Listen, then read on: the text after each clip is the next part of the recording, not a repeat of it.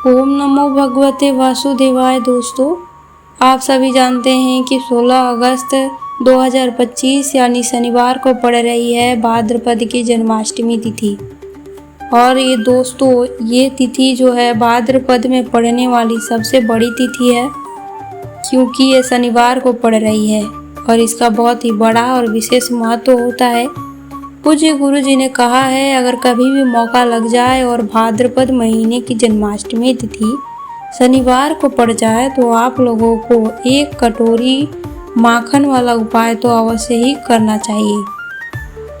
इन दोनों का संयोग बहुत ही कम आता है। और दोस्तों, पूज्य गुरु जी ने अपने ग्रंथों की कथा में ये बताया है कि इस दिन आपको 1 कटोरी माखन वाला उपाय अवश्य कर लेना चाहिए, क्योंकि ऐसा दिन पूरे साल में केवल एक बार ही आता है।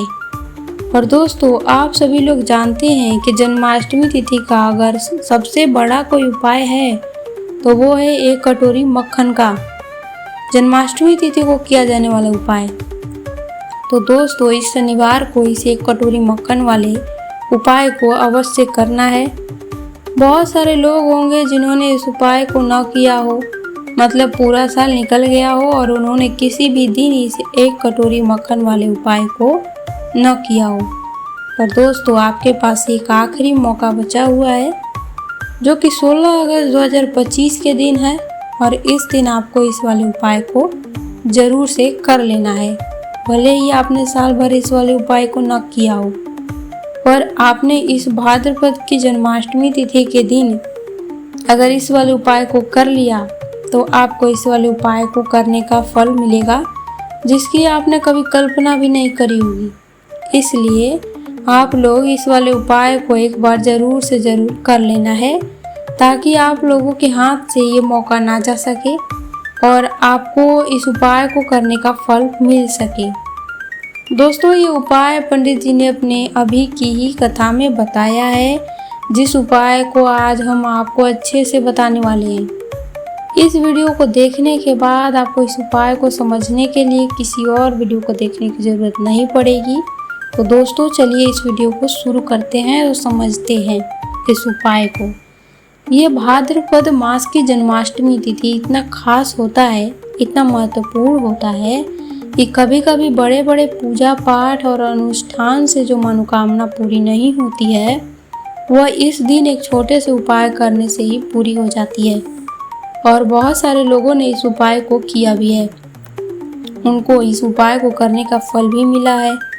अगर आप लोग भी इस उपाय को शनिवार जन्माष्टमी तिथि के दिन करना चाहते हैं तो आप इस उपाय को पहले अच्छे से समझ लें और सुन लें, उसके बाद इस उपाय को करें। इस उपाय को करने का फल आपको ज़रूर मिलेगा।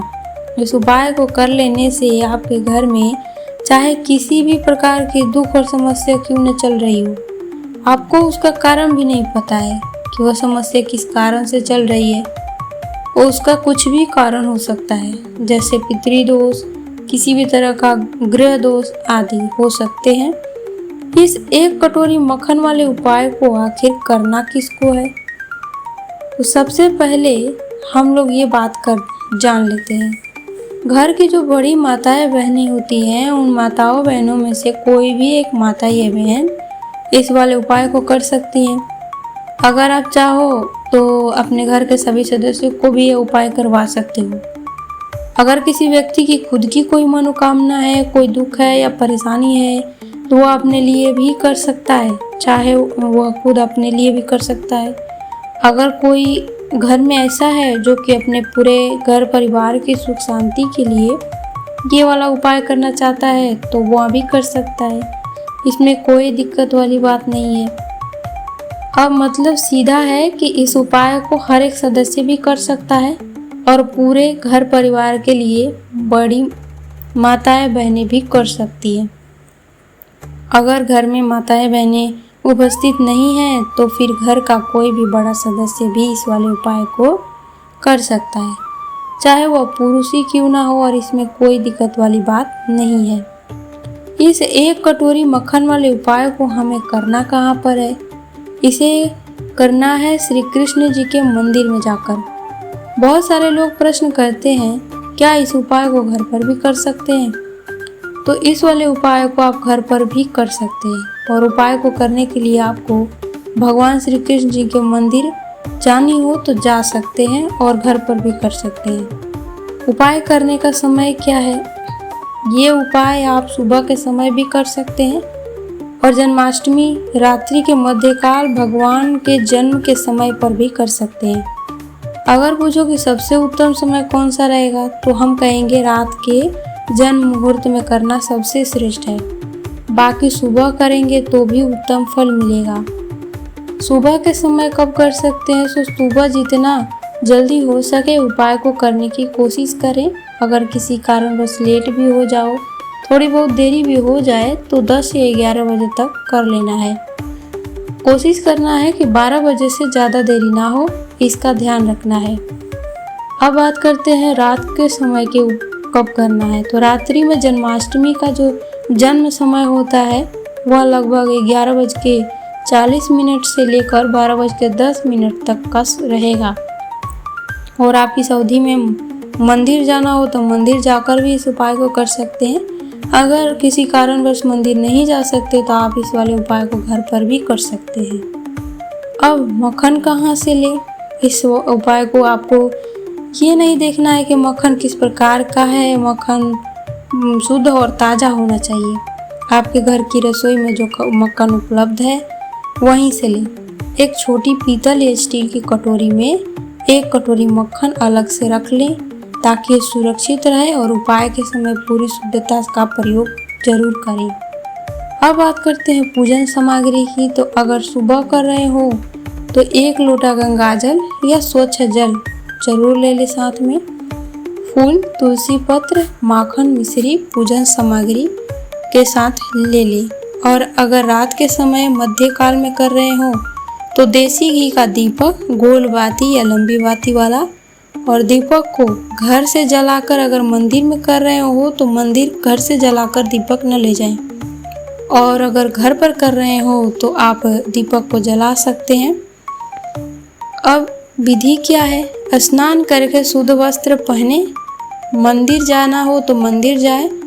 और अगर मान ले कोई मंदिर जाकर करना चाहता है तो उसके लिए सबसे पहले भगवान श्री कृष्ण का दर्शन कर ले। सुबह है तो जल और पूजन सामग्री अर्पित करें, रात है तो दीपक जलाकर श्री कृष्ण जी के पास रखें। ध्यान रहे कि ज़्यादा पास में न रखें। सीधी सी बात है कि श्री कृष्ण जी पर आँच ना आए, इस बात का ध्यान रखना है। अब अपनी 1 कटोरी मक्खन अपने सामने रख लेनी है और दाहिने हाथ को धो लें और मक्खन को भगवान श्री कृष्ण जी को अर्पित करें। और अर्पित करते समय मंत्र बोले ओम नमो भगवते वासुदेवाय। और अगर आप इस वाले उपाय को घर पर कर रहे हो तो विधि वही होगी जो आप मंदिर में जाकर करेंगे। अर्पण के बाद भगवान को अपनी मनोकामना प्रकट करें और 2 मिनट मंत्र का जाप करें और पुनः प्रार्थना कर आशीर्वाद ले लें।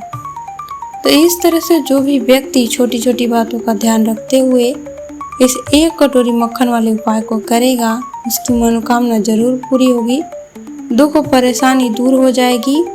और दोस्तों, अगर हमारी ये वीडियो आपको पसंद आई है, हमारी द्वारा दी गई जानकारी आपको थोड़ी बहुत भी पसंद आई है तो इसे लाइक करें और चैनल को सब्सक्राइब जरूर करें। राधे राधे, जय श्री कृष्ण।